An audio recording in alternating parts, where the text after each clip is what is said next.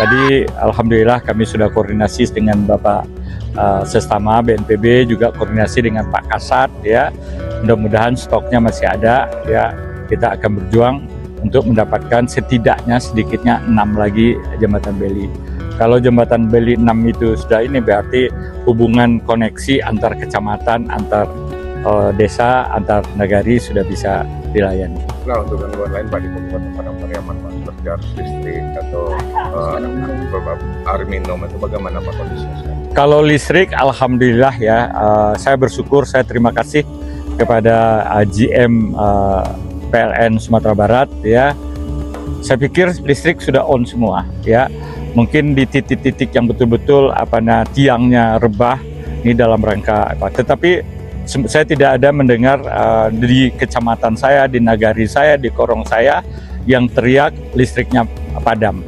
Dengan demikian saya memastikan bahwa PLN sudah oke. Dan PLN cukup akomodatif sama saya. Untuk air minum sendiri? Air minum memang ini bermasalah ya.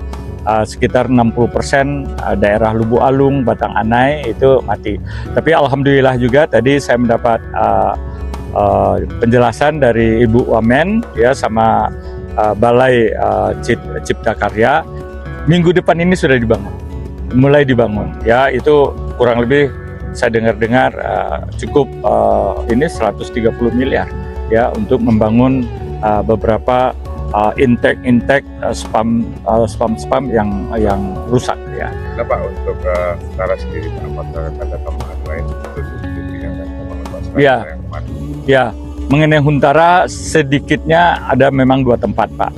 Satu di di Sampulau Anduriang kayu tanam, yang satu lagi di daerah Batang Anai Pak, itu adalah untuk mengakomodir penduduk-penduduk pengungsi-pengungsi di bantaran Batang Anai, karena memang sejak musim banjir longsor ini ada mungkin sekitar 30 rumah saudara-saudara kita masuk ke dalam sungai Pak. Jadi kami sedang mempersiapkan lahannya sudah ada. Tadi juga sudah kita bicarakan lahan negara milik BWS Pak. Kemungkinan kita akan bangun di situ ya Pak. Terima kasih Pak Bupati. Sama-sama.